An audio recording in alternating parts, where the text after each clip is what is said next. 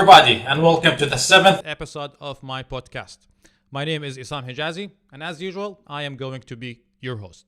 You are currently watching this live all the way from Sydney, Australia, well, unless you are in Australia, and this is being streamed live on YouTube, LinkedIn, and Twitter. Today's topic will be building AI for everyone, which is a discussion on fairness and trust. Artificial intelligence presence and usage have become an inevitable part of our life. Whether willingly or unwillingly, consciously or unconsciously, it has a direct impact on our daily routines and decisions. So the question is, how can we ensure that these decisions embody our personal choices, preferences, beliefs, and culture? To discuss and expand on this topic in more details, I'm really glad to be joined by Reem Mahmoud all the way from Beirut, Lebanon. Reem Mahmoud is the AI education lead and co-founder of Zaka, which is a community-driven artificial intelligence company with a mission of democratizing AI in the MENA region. MENA is short for Middle East, North Africa. Due to her passion for the field, Reem is currently pursuing her PhD degree in machine intelligence at the American University of Beirut. And she is focusing on learning from limited data sources. That's where her research is on. And she has graduated with a Bachelor of Science in Electrical Engineering and Master of Engineering in Electrical and Computer Engineering. Reem is also the Vice President of Beirut AI Community, which is a Lebanese NGO bringing applied AI education and adoption to Lebanon. All in all, I was truly inspired by her passion, mission, and accomplishments, and I'm really glad that she agreed to join us today on today's webcast. Now, before we get started, as usual, I would like to ask you to do simple things. As you're watching this live, can you please click on the like button so it can reach more people? If you're watching this live on YouTube, please click on the subscribe button right over there. If you're watching this on LinkedIn, do follow me as well as add me to your connections. And since this is a live podcast, anything you type in the chat or in the comments will be visible to myself and my guests. So I encourage you to add your feedback, ask us any questions, and make this more interactive. The least thing you can do is tell us where you're from and what's your name, obviously. All right, so without further ado, let's get started.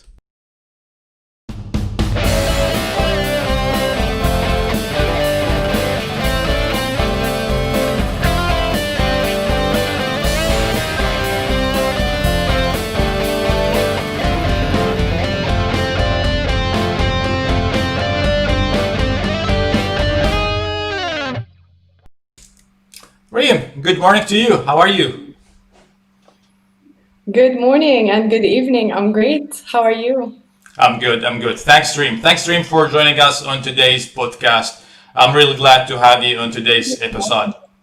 And before we start, of course, Reem, my pleasure. Before we start, I would like to ask you something that I like to ask every, inspiring or aspiring data scientist. What has brought you to the field of AI, machine learning, and generally speaking, data science? So actually, I've always been curious about the way technology works. And this is kind of where I've started in electrical engineering. I used to always wonder, how is our phone working? How are these things that play, a major role in our life created? I was just so curious. And back then, I had no idea about AI. So I got into the field of electrical engineering.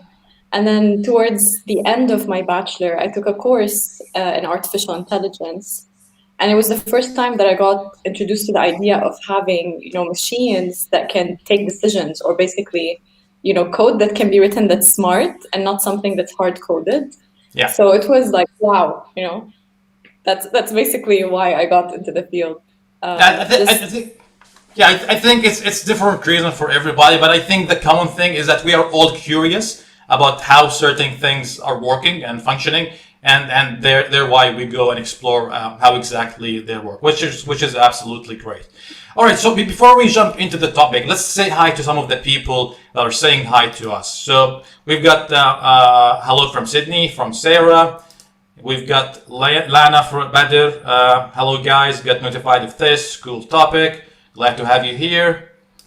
We've got also Larissa. She's saying hello from Lebanon. And we've got Jilaji. I hope I pronounced your name correctly, from Tunisia. We've got Patrick. He's saying hello from Allendale, Australia. Hello. Simone as well, saying good luck, my friend, and salute from Dubai. Hello, Simone. Good to have you in the show. We've got lots of people, so let's just give them a quick hi. We've got Farah from Jordan, Muhammad from Learning from Dubai. many different places. Malaysia, Yep, Greece, Dubai. That's amazing. Hi, ab- everyone. absolutely, absolutely. Let's continue the highs because I know people like to say hi and be displayed on the screen. Hello, Kamal from Dubai. We've got Mustafa. Hello from Pakistan, living in Malaysia. And we've got Milodia from Lebanon, Malda from Lebanon.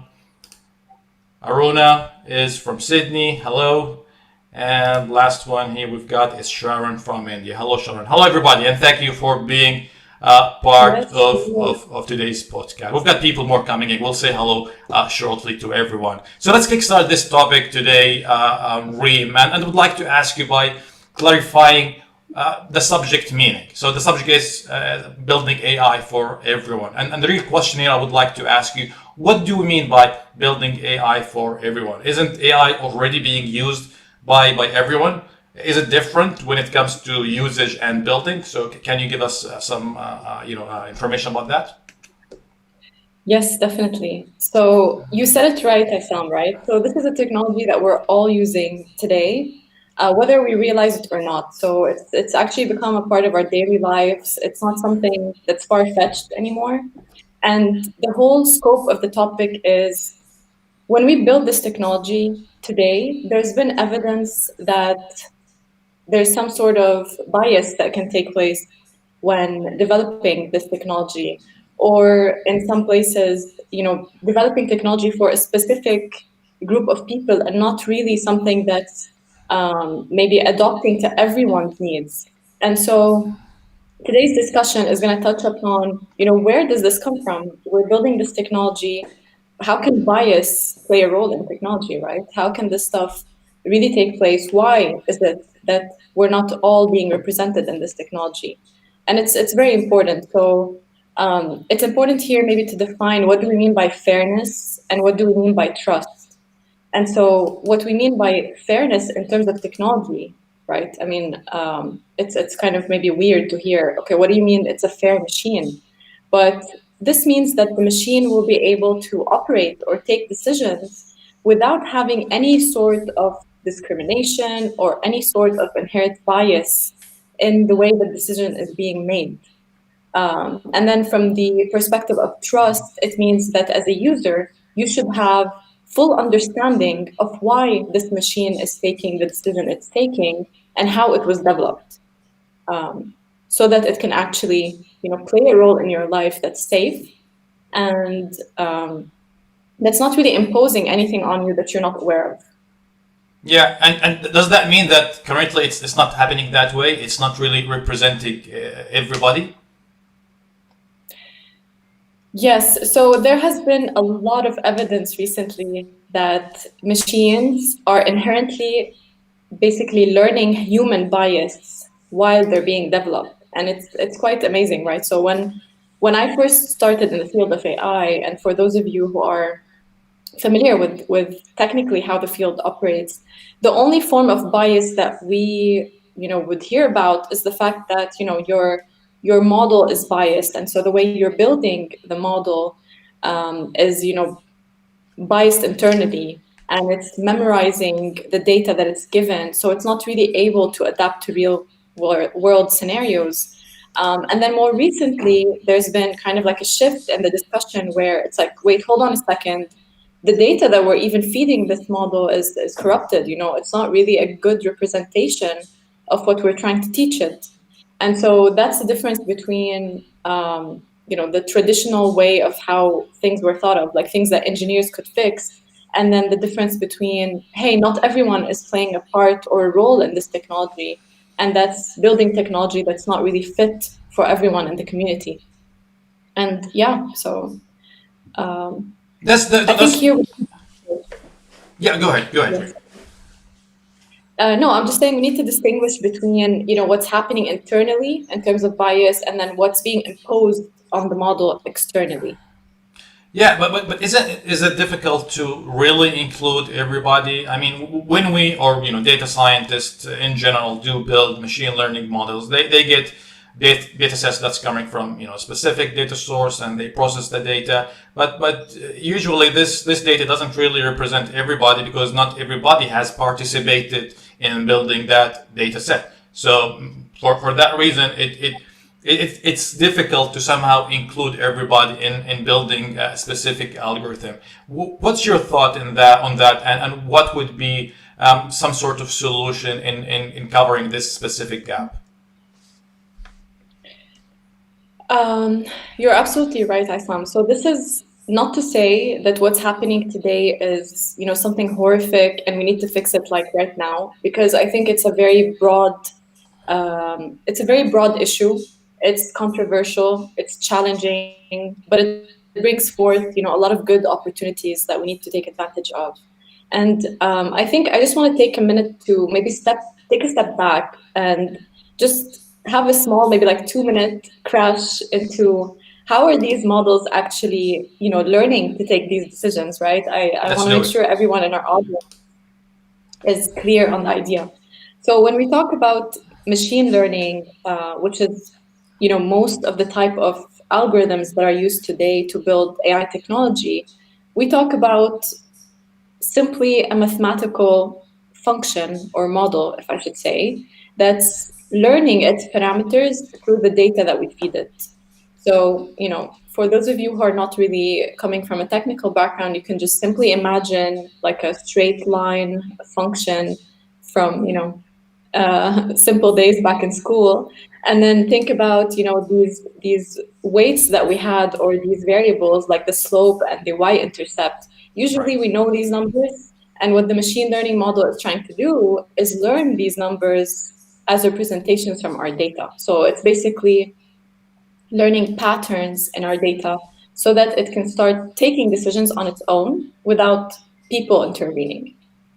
And so all I want you to take from this very poor description and very brief description is the fact that the model is basing its decisions on the data that we feed it. And this is basically the gist of the whole discussion that we're going to be like circling around today. And yeah, so basically when I mentioned there are two types of biases, internal and then external. Internally, the model can actually memorize the data that you give it. And in this case, it will do a really bad job when you throw it out into the world and expect it to see things it has never done before. And as machine learning engineers, there are many, many ways that we can fix this.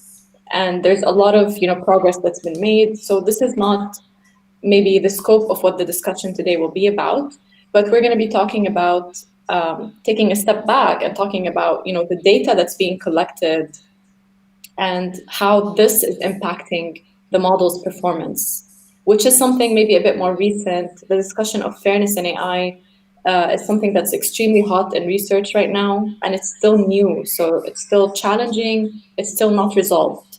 So I'd like to hear everyone's thoughts, while we're going through the questions, on how they think, these things can impact them and how they think it can be resolved. Yeah, I think the description that you gave us about how machine learning generally works is clear enough. It's simple, but it's clear enough of how it actually functions. So we're dealing with a couple of issues here. The first one I'm hearing is the quality of the data, or the richness of the sources that this data is coming to us or being fed to us. Sometimes it's not enough to build a model that will function outside of its testing parameters. Let's put it that way.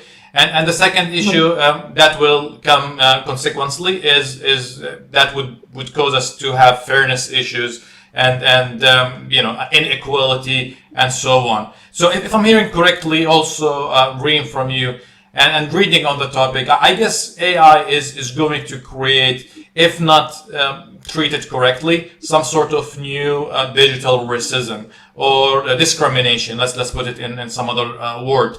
And that is because, like you said, it's being taught as to what you are feeding it. It's not that intelligent to collect more data sources until you feed it with those data sources, or to features the do features engineering to the data that you feed it, and so on. So when we talk about fairness and we talk about discrimination, do you have examples of where that might have happened before?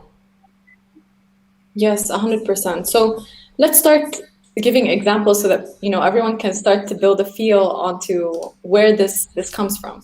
So I'll give you an example from a recent basically project that I worked on. So last May, I worked on a project with a community called Awamdina. Awamdina is a really cool community that allows you to work on huge collaborative projects. Yeah. So for those of you who are familiar with Kaggle, for example, Kaggle revolves around, the competition side of things. In OMDina, it's kind of like a bit of a different approach. You do like collaborative work on a large scale project that's, from the real world, and hopefully whatever, you're able to come out with has, huge impact. So the project that I got involved in, it was my first time working with them, but the project I got involved in was titled Data-Driven Policy Making Effects on Vulnerable Populations. And so this project was basically studying how are decisions that are being taken or policies that are being taken during COVID-19 impacting vulnerable populations. And so vulnerable populations might be pregnant women, for example, or children, or elderly, or people who are living on the more lower end of the wage margin of a country. So there are many different ways that we can define vulnerable populations. It could even be a whole country, for example, in a developing region. And so in this project, it was my first time really getting exposed to this discussion, like in person, where I actually saw the impact happening. And so the main thing was that we needed to collect data about different populations that we were targeting, which are vulnerable populations, in order to be able to even do any progress on the project. And we spent, I think, no less than 5 weeks on the lookout for data representing these vulnerable populations. And we had a really, really hard time finding this data. And so we ended up with a very poor representation where we had to build very, limited insights, or we were able to build very limited insights because of the, short duration of the project. But the idea was that we were not able to find data representing these populations. So how are, governments taking decisions or, coming up with policies about their nations when they're not even accounting for a huge part of their population? They're not even represented in the data, right? And so here you can kind of see, okay, there's nothing we can do. There's actually no data being collected on these individuals. And it was astonishing, honestly. So I'll give you an example. Personally, I was kind of curious to see more data about like Lebanon. And I know Lebanon was going through a very, very tough, period. Aside from COVID, it was also suffering from, it is suffering from one of its worst financial crises. And so I couldn't find any data on Lebanon, right? It's a whole country in itself that was not represented. And so this is one example that's very real. It's present in many, many cases. This is just one example that I personally, lived through. But in this case, what do you do? Is one question we can ask. There's no data, so it's not our fault if we don't, account for them when building these models, right? Yeah, No. yeah. Yeah, got your point. We've got a question here, I think, to your point, Reem, coming from Sarah. She's, a bit different scope, but she's asking, having myself working in the HR industry, we tend to use systems that help us profile and filter candidates.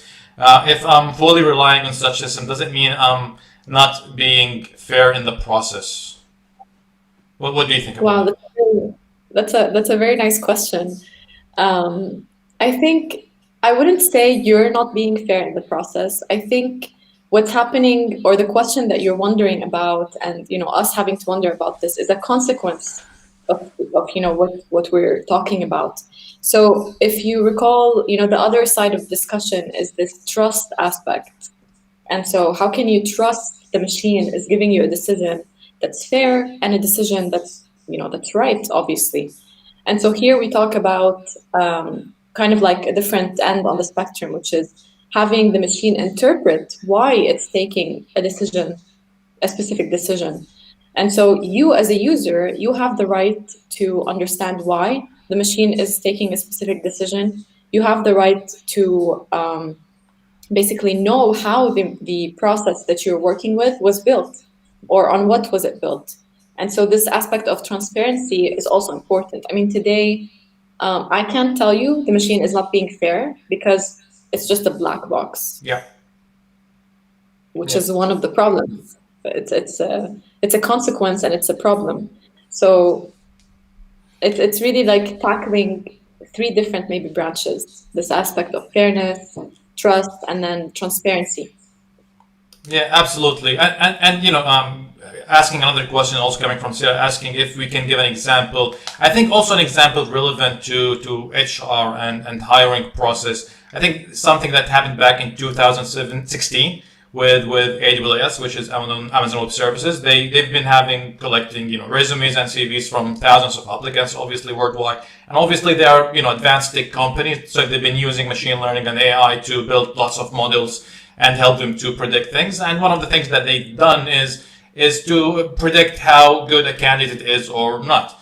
And they've feeded that machine learning algorithm that they've built with all these CVs, and the majority of those CVs was coming as male candidates, not females. And that specific model started to predict that males are being better candidate than females. And this is, I think, where fairness is a clear example as to, or bias, how an algorithm would go if you feed it with the wrong data. It's not only, I think, Reem, problem of feeding the wrong data, but also sometimes it could be the people who are engineering that specific model are taking the wrong or selecting the wrong parameters or removing the wrong parameters. For example, I think, correct me if I'm wrong here, you're the data scientist. Let's say we've got data sets that include age, sex, and ethnicity of certain people, and the zip code of those people where they live. And then, within this data, I did remove the sex and the age and the ethnicity, because I think they are racism, or it could be a place where discrimination might happen if I keep them. But still, I'm being a bad data engineer or data science engineer because I forgot about the postal code, because sometimes it's specific postal code, specific population from specific ethnicity could be living together. And by that, I would be learning or teaching my algorithm that people who's coming from that zip code are bad people, and that's obviously will predict or give wrong predictions, which is not fair, which is in a way racist, which is in a way having a bit of discrimination. Do you think also there's other variables besides the data itself, like the ones I've mentioned to you, having the data scientists themselves contributing to the issue? Thank you for the example, Aslam. That's a really, really nice example, because it reminds me of a discussion I had with a colleague last year.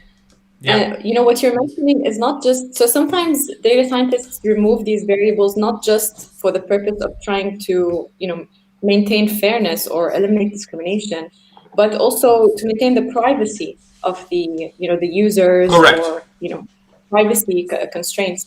And so here, I was having a discussion with a colleague who's a research scientist at Google, and he mentioned a really interesting point for me. And he was like, there's this natural kind of tension that emerges between having an algorithm that's private and then having an algorithm that's fair, right? And so when you're trying to be private and you're eliminating these variables that you think are going to, pinpoint specific features about people that, you think, oh, let's hide them so that the algorithm is not biased towards these features, then your algorithm is taking decisions. You're not able to explain, you're not able to map back the decision to the variables. You lost this aspect of where am I going wrong, right? So how can I map back if my, for example, algorithm is looking at postal codes, and if these postal codes are representing a specific groups of people. And so there is kind of this tension between wanting to be private because you want to respect, of course, the user's privacy, and wanting to be fair so that you have enough, transparency and exposure to be able to resolve these issues. But to answer your question, actually, because you asked me, do you think there are other sources besides the data scientist who's playing a role in this? And I would say yes, right? It's, in my opinion, it's everyone's role. So the data scientist is dealing with what they have, right? So they have a data set and their job is to clean it, prepare it, etc. However, there's a problem, from even ahead of that phase where the data scientist is working with the data. You have, governments that are expected to have very clear policies on data collection, very clear policies on how this technology is being built. So we talk here about maybe, governance of AI in a sense, and setting regulations on how this technology is being built. Yeah, I think the more you get to the topic, the more problems that you will see coming up. Not problems, challenges, I would say. And governance is obviously is one of them. And that leads me to other questions. So what are the people roles towards that? So me, Isam, as individual, and you as Rima. Let's not talk you're a data scientist or I am a data engineer or give us titles or labels. What can we as individuals do to contribute to having a better AI ecosystem, a better AI products based that will help us have a better life in general? So I think, our first and foremost responsibility is to have, I understand that this field is not maybe for everyone, and I'm not saying that everyone should become an AI engineer or an AI, knowledgeable in the field. But I think we all have a responsibility to understand, at least at a high level, what this technology is, how does it work? How is it impacting our lives? So that you're aware, that when you're using a specific tool, this tool is based on AI technology and it's giving me an automated decision. And once you're aware of that, you should also be aware that you have a right to understand or question this decision. You have a right to be able to say, I don't want this automated decision. You have a right to understand how this decision was made and, how the model was built. So for example, the question that we got related to the HR kind of selection process, this is a very good example. You have the right to be able to know if the decision you're getting is a good one or not, even if you're not necessarily an engineer in the field, but you're an end user and you have certain rights that you need to be aware of. And so once we're all aware that, okay, this technology I'm using is built on AI and I have a right to understand it, I have a right to question it, it opens doors for, maybe pushing those who are, building these technologies or those who are leading and, setting these regulations to take into consideration, your demands, or to take into consideration that these are things that need to be implemented and not just, an extra thing to do later on after we develop these cool algorithms that are doing amazing things today. Yeah, absolutely. But I think it's a real challenge, Reem, to get everybody understand, even from high level perspective, how AI works. I mean, if you take elderly people who've got unfortunately no education and so on and so forth. I think it's also a responsibility for people who are actually building this AI product to make it easy and digestible for people. And I think there are some companies who are already doing that. So, for example, statistically speaking, if I develop a machine learning algorithm that's predicting something and it's saying this is 95% accuracy and this is 88% accuracy, and I give these numbers to the users, he will not be able to interpret them correctly and make decisions upon them. He will just go for the highest and think that, okay, that's the best one to go.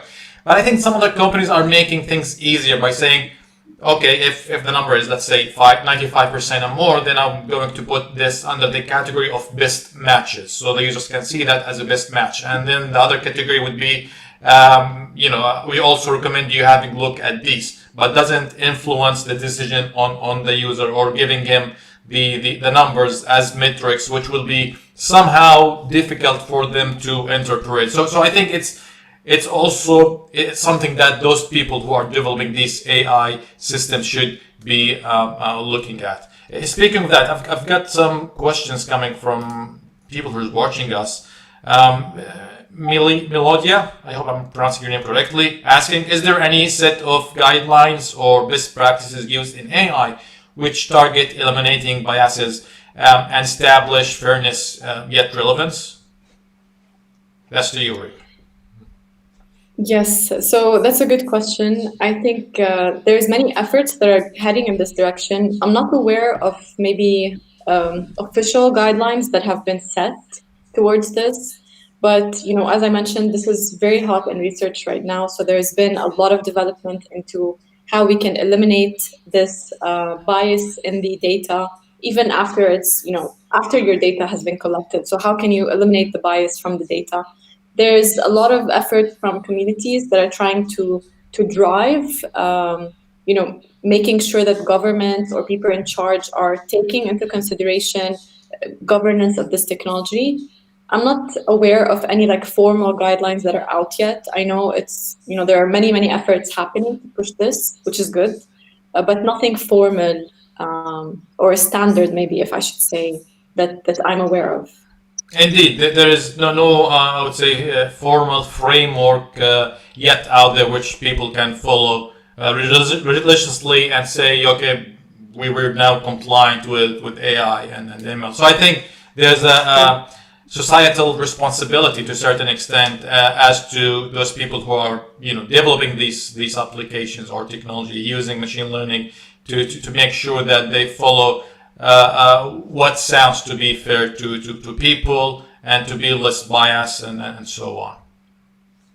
100%. So I agree with what you said, Assam, a minute back when you said, it's the responsibility of the people developing this technology, and that's 100%, right?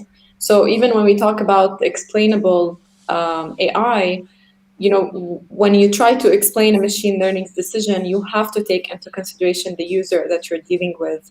And this is, something that people are doing. So you can't obviously give decisions or give explanations that people can't understand. And so when you ask me whose responsibility is it to make sure, what's our role in this? It's everyone's role.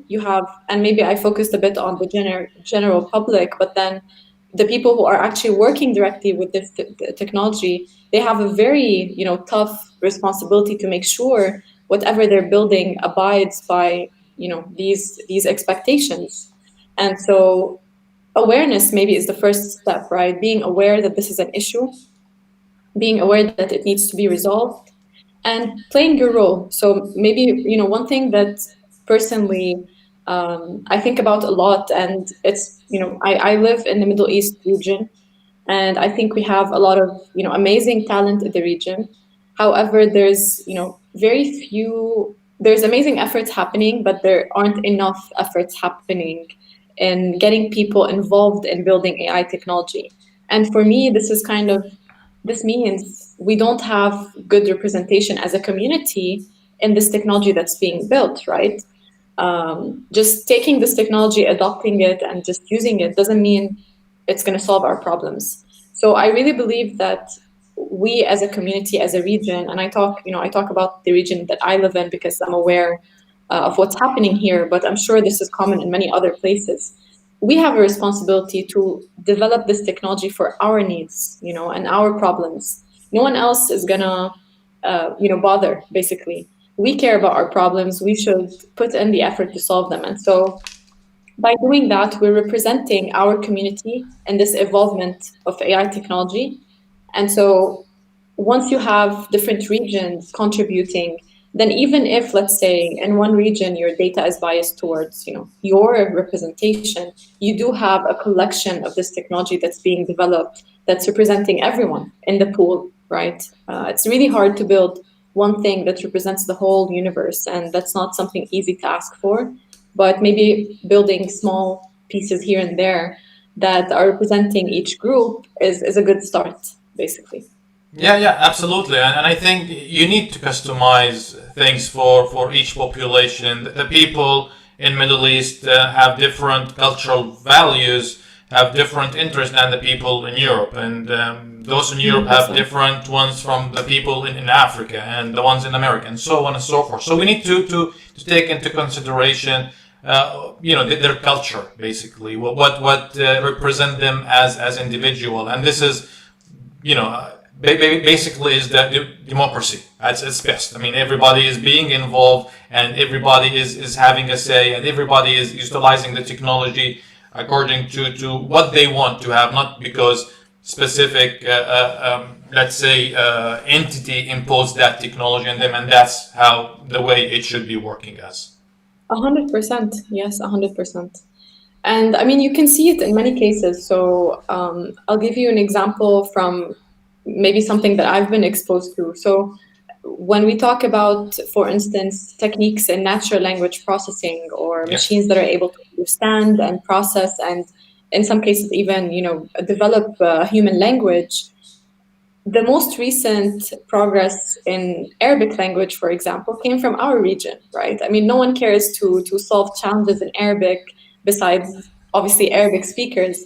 And so we have recently seen a huge, amazing efforts being done locally in research groups to basically push the technology. And I'm personally part of a research group in AUB where we have amazing progress being done on natural language processing in Arabic.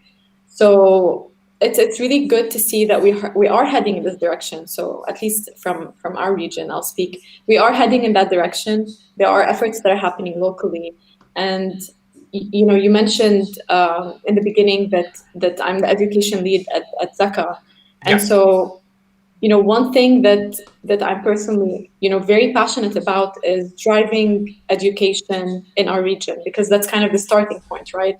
Being aware of this technology, being able to build it yourself is the first step for you to head towards making your community. Hold on 1 second. Can you tell us what is Zaka first? Because I don't think everybody knows what Zaka is.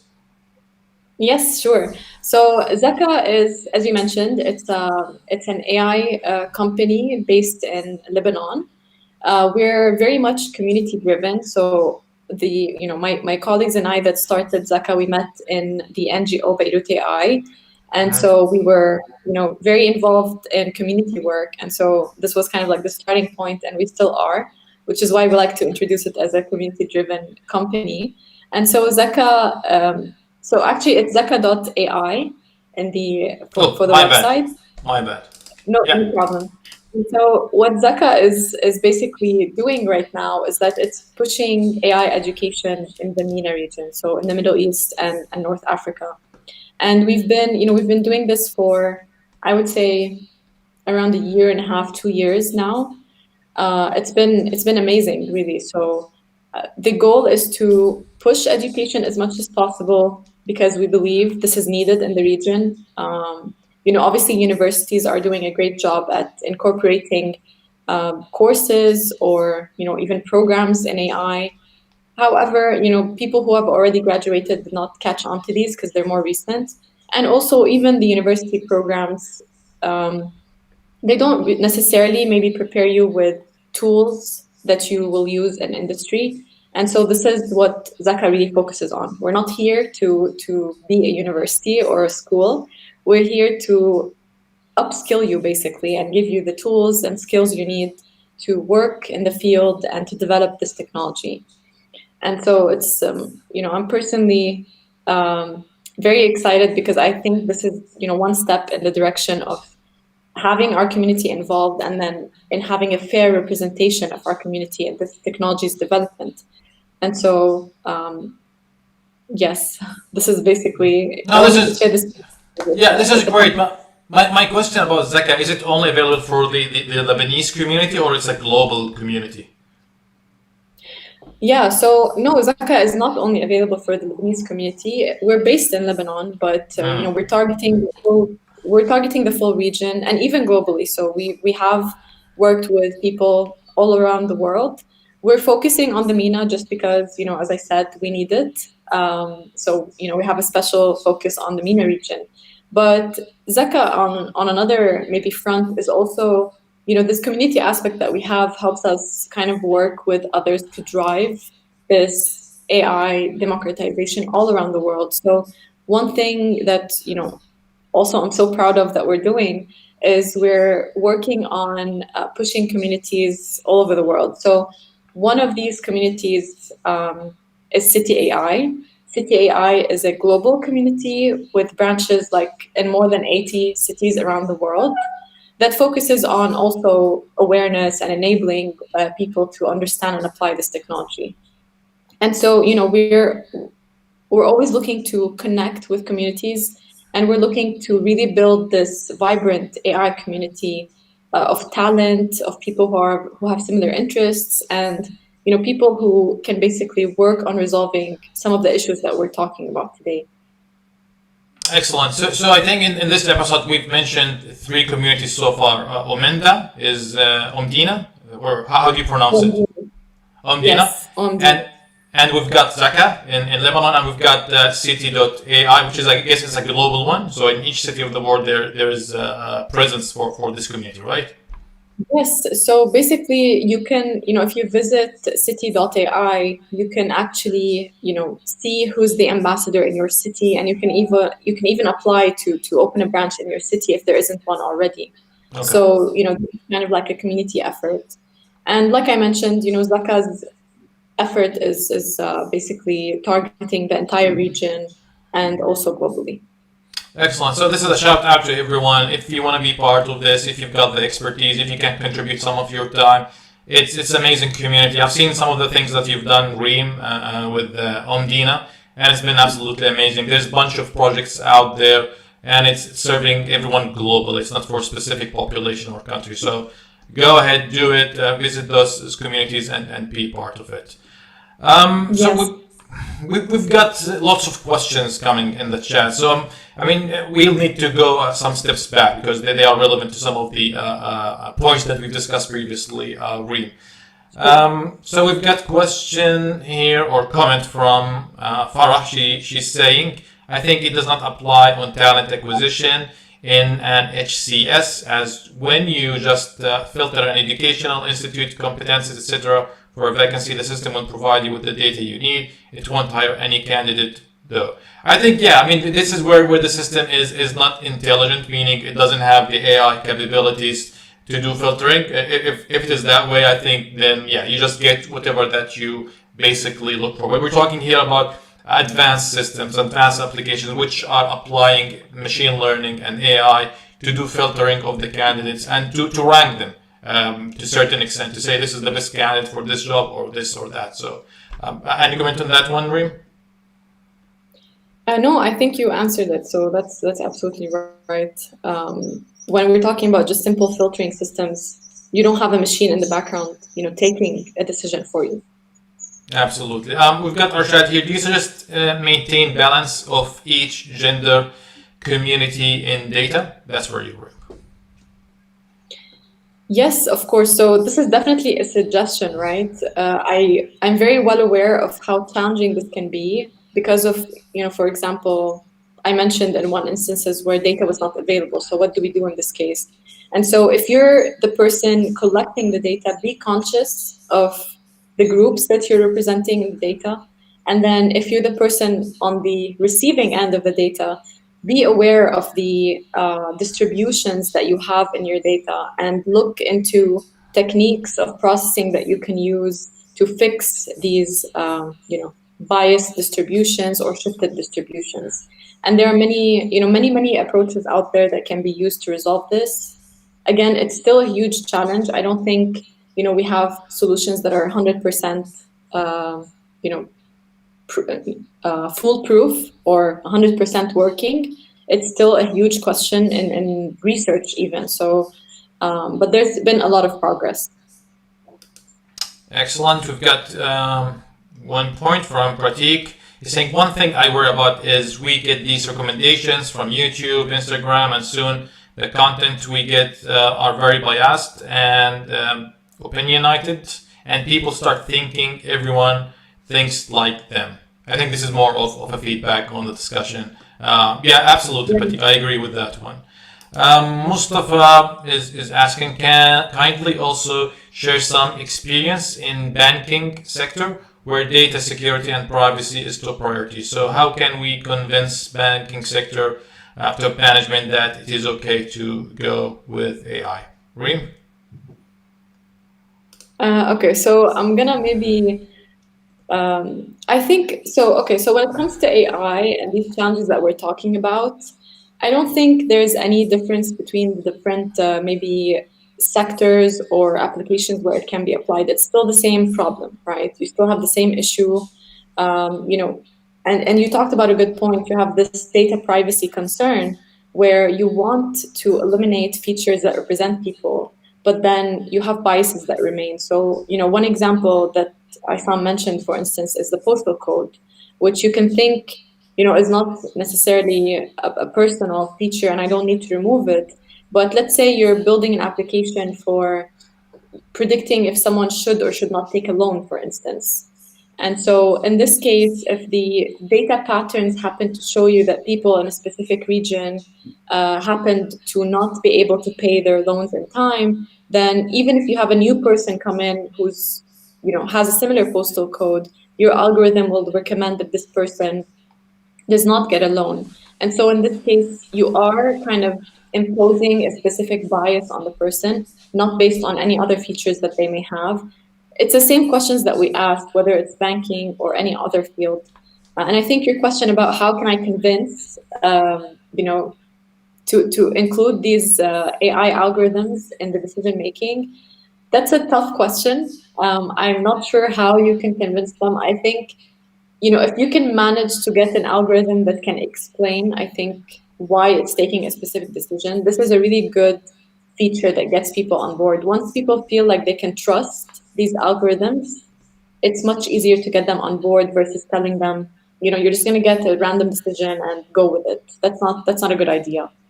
Maybe another way to do it is to recommend a hybrid decision. So we get a recommendation from the machine, we also get a recommendation from an expert, and we take a hybrid combination of these decisions.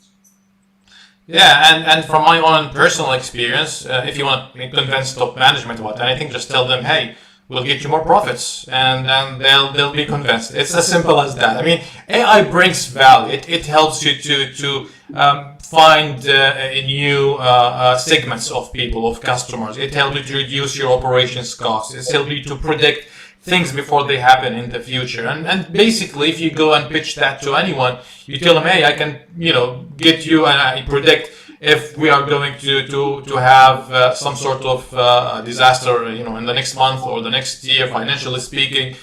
He'll be, jumping and saying, yeah, I want that technology to be including in my ecosystem. And then when they ask you about privacy and security and all that, I don't think AI is really something to blame here when it comes to privacy. It's just another technology. I mean, if you're using traditional BI reporting, where you are just having a dashboard, you're still having the data privacy issue. You still need to deal with data. So the same way you would deal with data as a data analyst using conventional tools, whether that's Excel sheet or a traditional BI report, you should be applying the same to AI. Eventually, it's just a machine that's processing whatever that you're feeding it.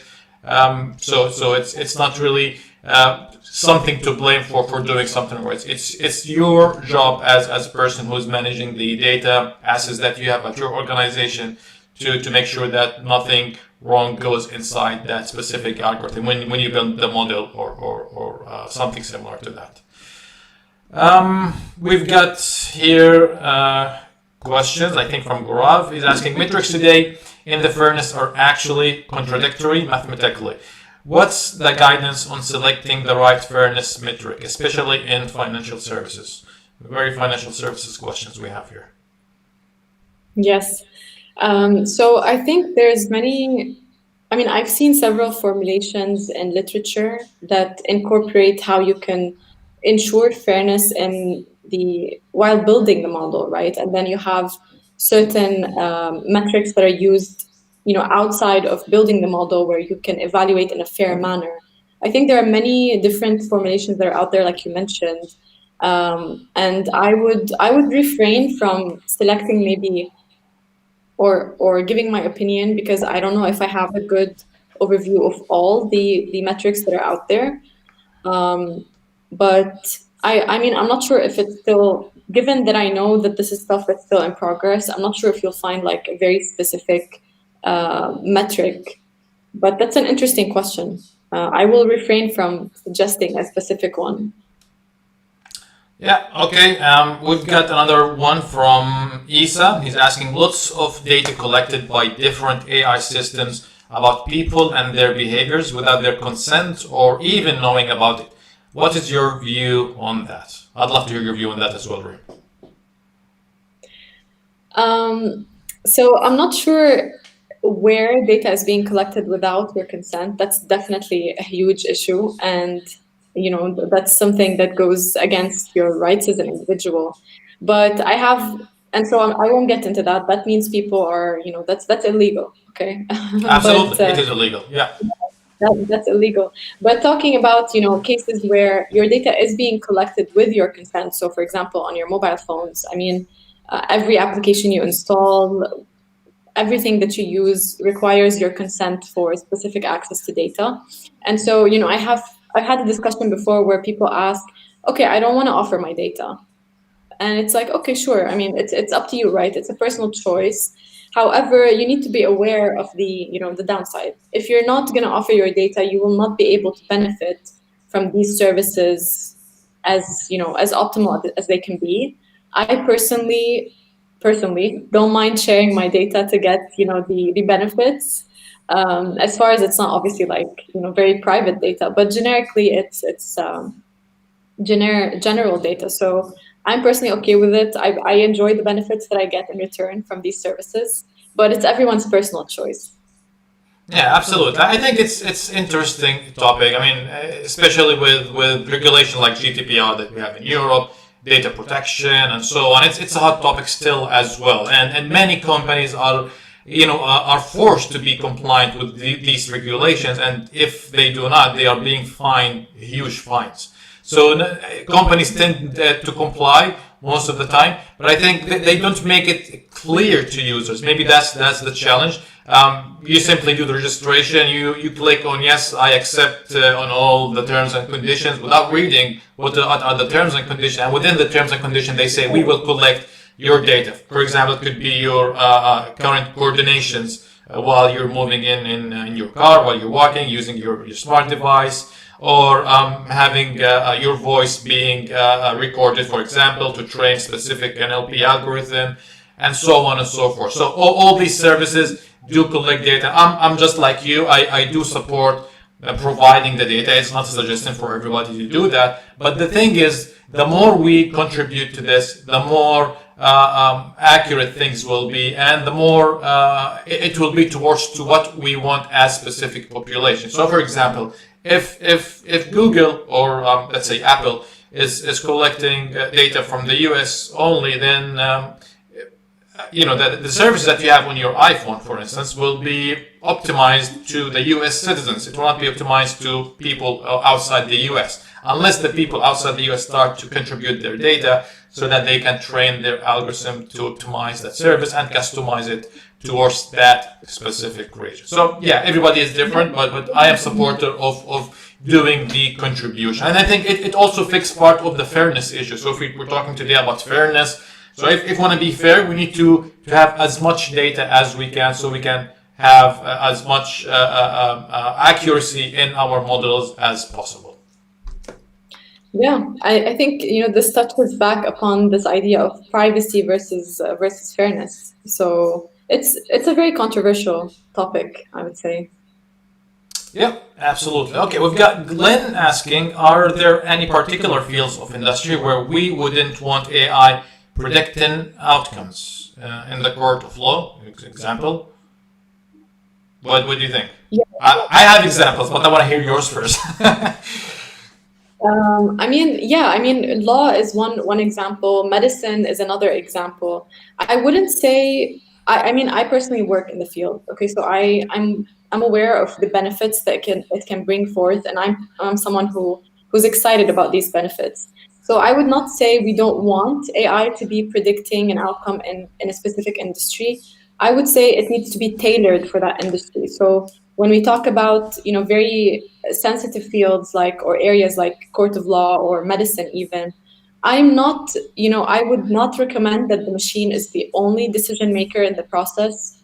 But I do think like a hybrid approach of doing things is beneficial. So you can reap the benefit of this technology while at the same time making sure that, whatever decision is being made is safe and, not impacting the quality of what you're trying to do. And so this is something that's done in medicine today.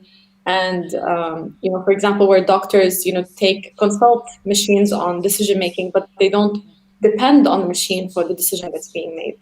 And here again, this having machines that can explain their decision is very, very important.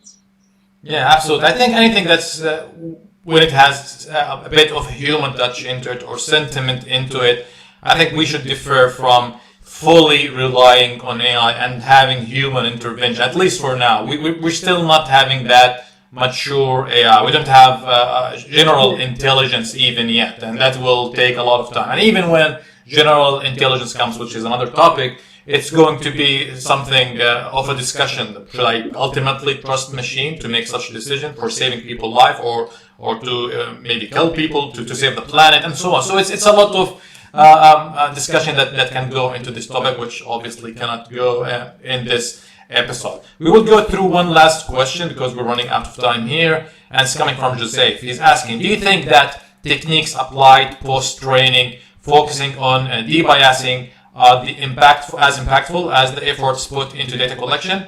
I see it as teaching a child lesson on top of their experiences. What do you think, Reem?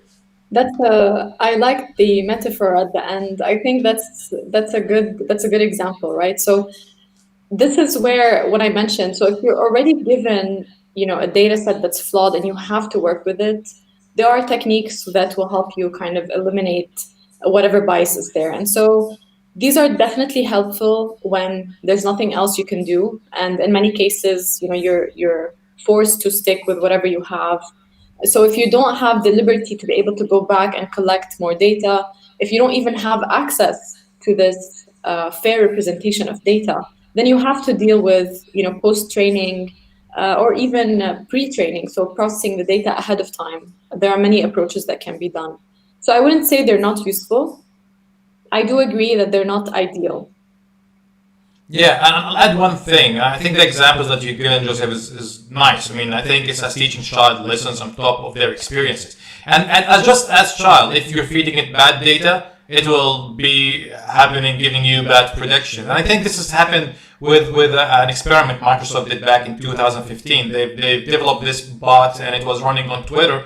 And it was basically, you talk with it and it replies you back. And within less than 24 hours, it became a racist bot. I don't know if you just Google that story, read some of what it said back. The reason for that is because the people who taught it wrong things. So we need to also consider the data quality, how reliable the sources that we are getting, not just blindly feed our algorithms with whatever data that we have, and ensure that the quality is something reliable before getting that algorithm or model out there public. There's lots of other questions. We will not have time to go through them, Reem, but we will be able maybe to go through them offline after this session.